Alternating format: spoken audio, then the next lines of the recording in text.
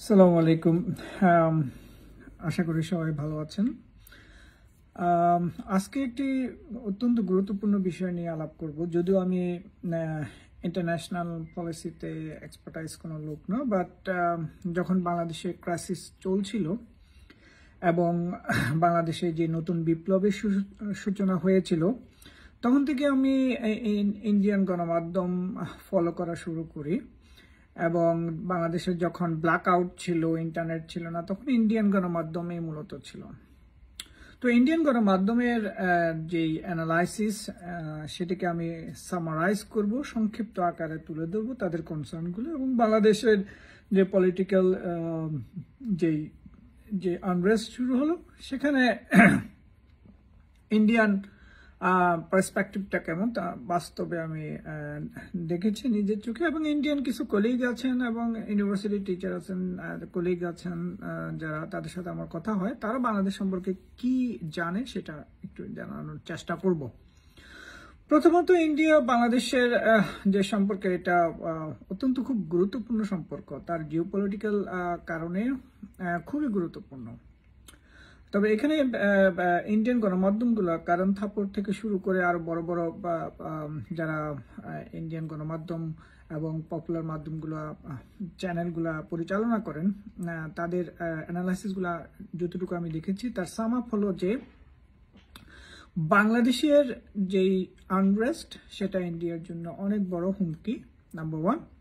Number two, বাংলাদেশের নিরাপত্তা, শান্তি এর জন্য এবং শান্তি যদি বিঘ্নিত হয়, সেক্ষেত্রে ইন্ডিয়ান যে সেভেন সিস্টার আছে এবং অন্যান্য যে অঙ্গরাজ্যগুলো আছে, তার জন্য একটা বিশাল হুমকি।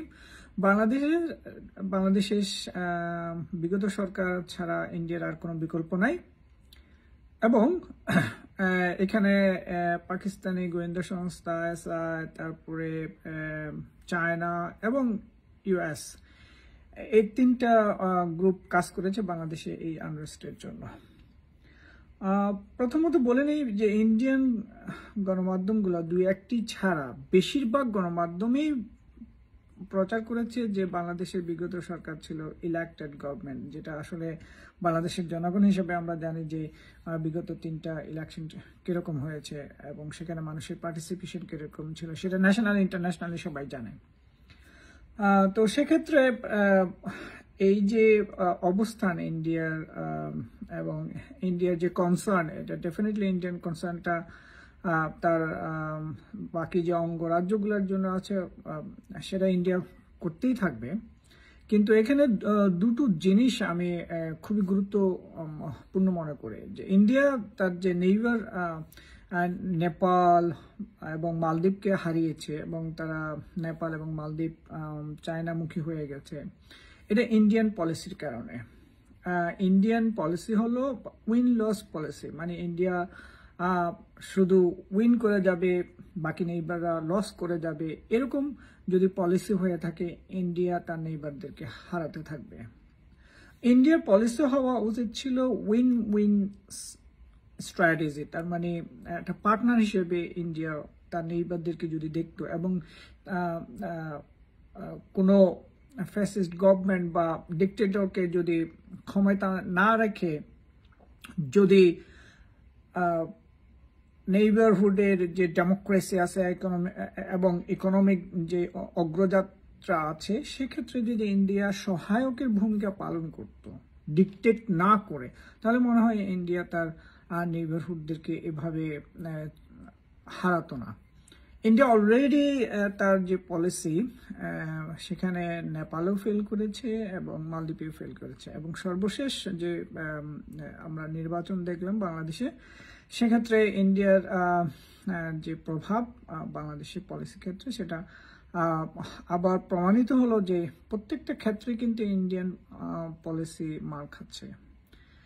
এই ইন্ডিয়ান পলিসি ফেল করার পেছনে ইন্ডিয়া যাকে দায়ী করুক না কেন, সেটা চায়না হোক, পাকিস্তান হোক বা ইউএসএ হোক, আসলে মূল কথা কিন্তু ইন্ডিয়া তার যে পলিসি, সেই পলিসির মাধ্যমে যে ল্যান্সটা যদি বাংলাদেশের জনগণের ল্যান্সে যদি ইন্ডিয়া দেখতো, তাহলে ইন্ডিয়ার পলিসিটা আসলে মার খেত না। তার মানে আমি সহজ করে বলি, ইন্ডিয়া তার যে রিলেশনশিপটা সেটা একটা ব্যক্তিকেন্দ্রিক না হয়ে গভর্নমেন্ট টু গভর্নমেন্ট না হয়ে যদি পিপল টু পিপল যে রিলেশনশিপটা আছে সেটা যদি ইন্ডিয়া করতে পারে, এবং ইন্ডিয়া যদি পালসটা বুঝতে পারে যে আসলে বাংলাদেশের জনগণ কি চায়, এই জিনিসটা যদি ইন্ডিয়া বুঝতে পারে, তাহলে আমি মনে করি যে ইন্ডিয়ান ফরেন পলিসিতে ব্যাপক পরিবর্তন হবে।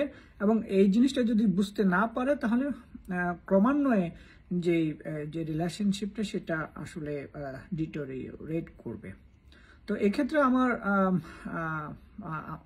অ্যাজ এ সিটিজেন আমাদের উচিত নেইবারহুডের সাথে সুসম্পর্ক রাখা এবং ইন্ডিয়াকেও সেটা মেনে তার ফরেন পলিসিগুলো আসলে ফর্মুলেট করতে হবে। সো আমি কনক্লুশনে এটা বলবো যে Indian foreign policy should be win win strategy, win win foreign policy. তার মানে বাংলাদেশকে একটা পার্টনার হিসেবে এসে ইন্ডিয়া বিবেচনা করবে।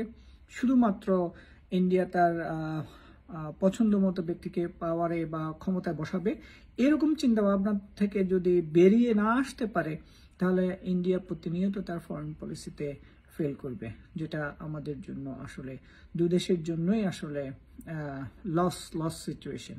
সো উইন উইন সিচুয়েশন হলো ইন্ডিয়া বাংলাদেশের জনগণকে বুঝবে, বাংলাদেশের জনগণের যে আকাঙ্ক্ষাকে গুরুত্ব দিবে এবং ডেমোক্রেসিকে সমুন্নত রাখবে, এবং বাংলাদেশের নগ্ন হস্তক্ষেপ বন্ধ করবে।